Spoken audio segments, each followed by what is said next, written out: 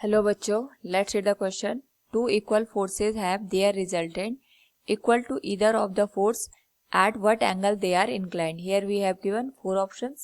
Now to answer this question, first we will discuss here the key concept, and here the key concept is a resultant of two forces which is given as parallelogram law, and it is mathematically given as R equals a square plus b square plus 2ab cos theta. यानी हमारे पास अगर दो vector दे रखे हैं a और vector b, इनके बीच का angle theta दे रखा है, तो इनका जो रिजल्टेंट फोर्स होगा या रिजल्टेंट मैग्नीट्यूड होगा of the given vector, it is given as square root of a square plus b square plus 2ab cos theta.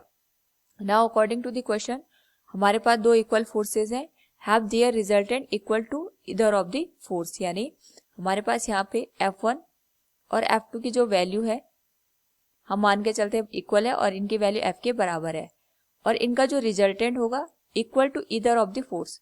इनका जो रिजल्टेंट है वो दोनों में से किसी एक फोर्स के बराबर है. यानी जो रिजल्टेंट की वैल्यू है जिसको हम FR से इंडिकेट कर रहे हैं वो भी हमारे पास F के बराबर है. तो हमें ये बताना है इसमें जो एंगल थीटा बनेगा उसकी वैल्यू कितनी होगी.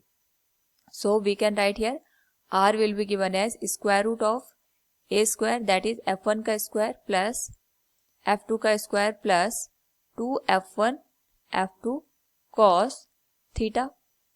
R की वैल्यू हमारे पास यहाँ पे रिजल्टेंट की वैल्यू F के बराबर है, so it will be square root of F square plus F square plus 2 into F that will be F square cos theta. दोनों साइड का अगर हम स्क्वायर कर देंगे तो ये आ जाएगा F square equals 2F square plus 2F square cos theta. यहाँ पे अगर हम इस वॉल्यूम को सॉल्व करें it will B minus F square equals 2F square cos theta. F square से F स्क्वायर कैंसिल हो जाएगा एंड cos थीटा की वैल्यू आएगी -1/2. अगर हम यहाँ पे cos थीटा को -1/2 के बराबर लिख रहे हैं तो हम यहाँ पे -1/2 को लिख सकते हैं cos 120 के बराबर, क्योंकि cos 120 की वैल्यू ही -1/2 के बराबर होती है.